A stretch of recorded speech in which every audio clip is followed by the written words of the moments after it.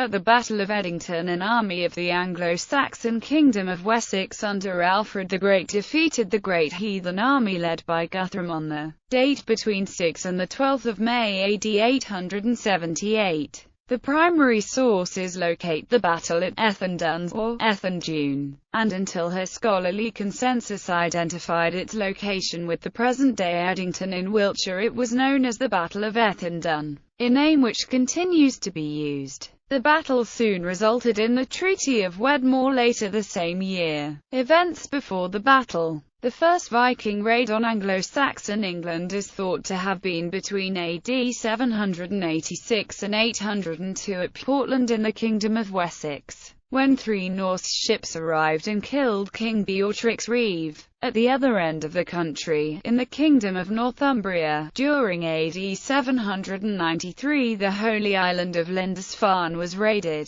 After the sacking of Lindisfarne, the raids around the coasts were somewhat sporadic till the 830s, when the attacks became more sustained. In 835, heathen men ravaged Sheppey. In 836, Egbert of Wessex met in battle a force of 35 ships at Carhampton, and in 838 he faced a combined force of Vikings and Cornishmen at Hingston Down in Cornwall. The raiding continued and with each year became more and more intense. In 865–866 it escalated further on the arrival of what the Saxons called the Great Heathen Army. The annals do not report the size of the army, but modern estimates suggest between 500 and 1,000 men. It was said to have been under the leadership of the brothers Ivar the Boneless, Ubba, and Halfdan Ragnarsson. What made this army different from those before it was its intent. Its arrival began a new stage, that of conquest and residence.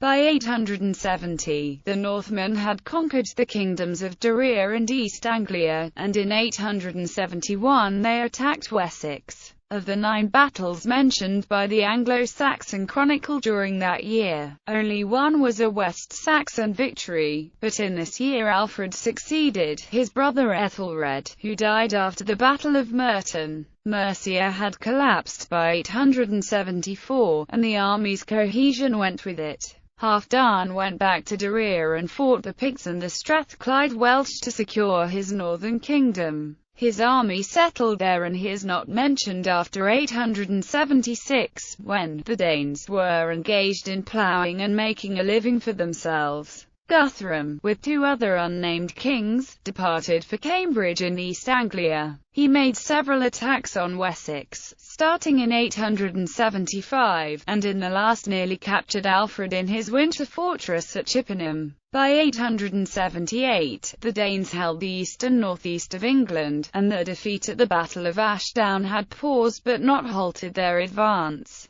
Alfred the Great had spent the winter preceding the Battle of Edington in the Somerset marsh of Athelney, the nature of the country giving him some protection. In the spring of 878, he summoned his West Saxon forces and marched to Edington, where he met the Danes, led by Guthrum, in battle. Alfred's position before the battle. Guthrum and his men had applied the usual Danish strategy of occupying a fortified town and waiting for a peace treaty, involving money in return for a promise to leave the kingdom immediately. Alfred shadowed the army, trying to prevent more damage than had already occurred. This started in 875 when Guthrum's army eluded the West Saxon levies and got into Wareham. They then gave hostages and oaths to leave the country to Alfred, who paid them off. The Danes promptly slipped off to Exeter, even deeper into Alfred's kingdom, where they concluded in the autumn of 877 a firm peace with Alfred, under terms that entailed their leaving his kingdom and not returning. This they did, spending the rest of 877 in Gloucester. Alfred spent Christmas at Chippenham, 30 miles from Gloucester. The Danes attacked Chippenham in midwinter after Twelfth Night, probably during the night of January 6–7, 878. They captured Chippenham and forced Alfred to retreat, with a small force, into the wilderness. It is to this period that the story of King Alfred burning the cakes belongs. Alfred seems at this time to have ineffectually chased the Danes around Wessex, while the Danes were in a position to do as they pleased. The Anglo-Saxon Chronicle attempts to convey the impression that Alfred held the initiative. It is a bland chronicle which laconically charts the movements of the Danish victors while at the same time disingenuously striving to convey the impression that Alfred was in control, although it fails. Even if Alfred had caught up with the Danish force, it is unlikely that he could have accomplished anything. The fact that his army could not defend the fortified Chippenham, even in an age as yet entrained in siege warfare, casts great doubt on its ability to defeat the Danes in an open field, unaided by fortifications.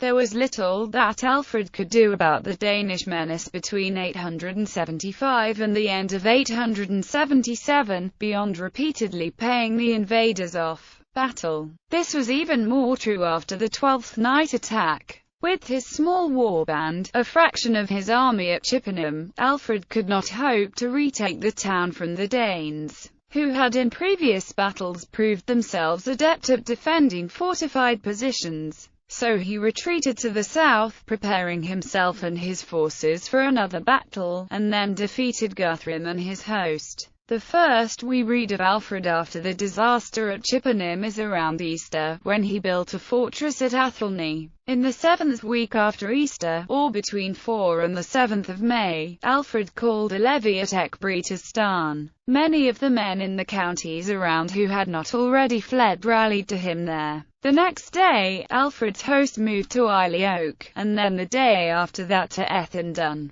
There, on an unknown date between 6 and the 12th of May, they fought the Danes. According to the Life, fighting ferociously, forming a dense shield wall against the whole army of the pagans, and striving long and bravely, at last he, Alfred, gained the victory. He overthrew the pagans with great slaughter, and smiting the fugitives, he pursued them as far as the fortress. After the victory, when the Danes had taken refuge in the fortress, the West Saxons removed all food that the Danes might be able to capture in a sortie, and waited. After 2 weeks, the hungry Danes sued for peace, giving Alfred preliminary hostages and solemn oaths that they would leave his kingdom immediately, just as usual, but in addition promising that Guthrum would be baptized. The primary difference between this agreement and the treaties at Wareham and Exeter was that Alfred had decisively defeated the Danes at Edington, rather than just stopping them, and therefore it seemed more likely that they would keep to the terms of the treaty. The primary reason for Alfred's victory was probably the relative size of the two armies. The men of even one shire could be a formidable fighting force, as those of Devon proved in the same year, defeating an army under Ubba Ragnarsson at the Battle of Kinwart. In addition, in 875 Guthrum had lost the support of other Danish lords, including Ivar and Ubba. Further Danish forces had settled on the land before Guthrum attacked Wessex. In East Anglia, and in Mercia between the treaty at Exeter and the attack on Chippenham, many others were lost in a storm off Swanage in 876–7. With 120 ships wrecked, internal disunity was threatening to tear the Danes apart, and they needed time to reorganize. Fortunately for Wessex, they did not use the time available effectively. Location of the battle. The primary sources for the location of the battle are Ass's Life of King Alfred, which names the places Ethandun, and the Anglo-Saxon Chronicle, which has Ethandune. The Chronicle was compiled during the reign of Alfred the Great and is thus a contemporary record. It is believed that Ass's Life was originally written in 893, however, no contemporary manuscript survives.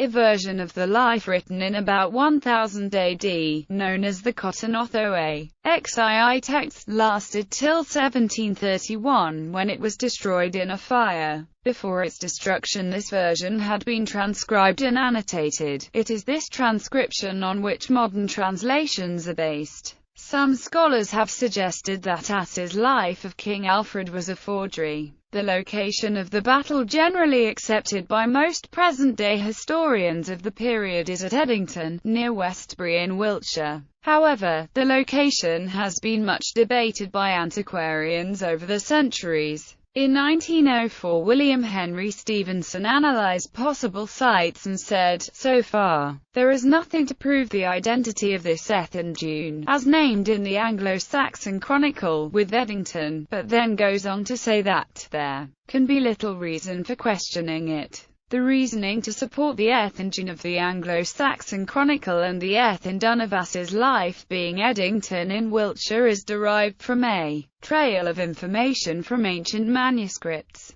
Edington, Wiltshire, is known to have been part of Alfred's family estate. He left a manor called Ethandune to his wife in his will. A charter records a meeting of the King's Council at Ethandune, although a later scribe has annotated the same document with Ethandune. In 968, another charter reported that King Edgar had granted land at Edington to Romsey Abbey. The Domesday Book has an entry for Romsey Abbey holding land at Edington at the time of Edward the Confessor and also in 1086. And this is known to be at Edington, Wiltshire. Alternatives to Edington, Wiltshire, have been suggested since early times. The Tudor historian Polydore Virgil appears to have misread the ancient texts for the battle site, as he places it at Abingdonium instead of Edington. In the 19th century there was a resurgence in interest of medieval history and King Alfred was seen as a major hero. Although most early historians had cited the battle as in the Edington, Wiltshire area, the significant interest in the subject encouraged many antiquarians to dig up Alfredian sites and also to propose alternatives for the location of the battle. Arguments for the alternative sites were generally name-based, although with the large interest in everything Alfredian in the 19th century,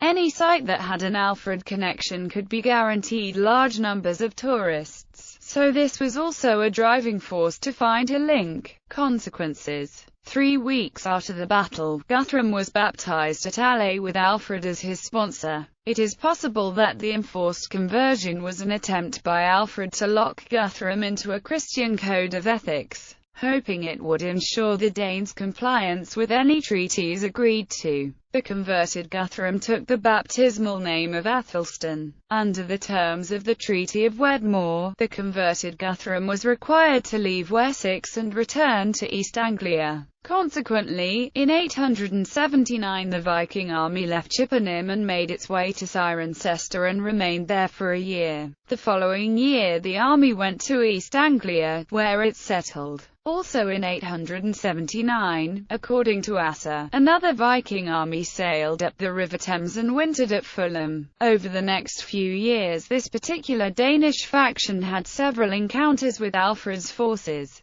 However, Alfred managed to contain this threat by reforming his military and setting up a system of fortified cities, known as burghs or burhs. In 885 Asser reports that the Viking army that had settled in East Anglia had broken in a most insolent manner the peace they had established with Alfred. Although Guthrum is not mentioned, Guthrum reigned as king in East Anglia until his death in 890, and although this period was not always peaceful, he was not considered a threat. In 886, the Treaty of Alfred and Guthrum defined the boundaries of their two kingdoms. The kingdom of Mercia was divided up, with part going to Alfred's Wessex and the other part to Guthrum's East Anglia. The agreement also defined the social classes of Danish East Anglia and their equivalents in Wessex. It tried to provide a framework that would minimize conflict and regulate commerce between the two peoples. It is not clear how seriously Guthrum took his conversion to Christianity,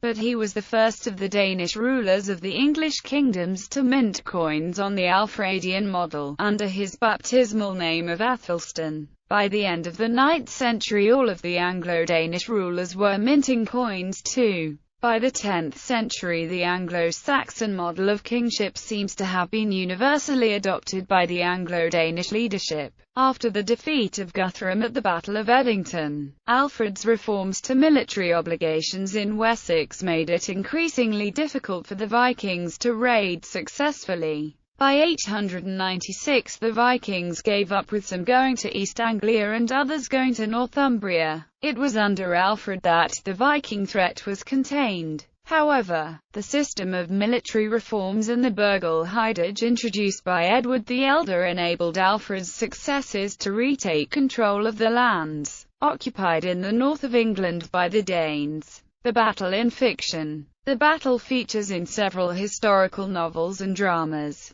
The Marsh King, by C. Walter Hodges. The Raven and the Cross, a children's television serial. The Ballad of the White Horse, by G. K. Chesterton. The Pale Horseman, by Bernard Cornwell. The Last Kingdom, a television series based on Bernard Cornwell's novels. Sarum, by Edward Rutherford.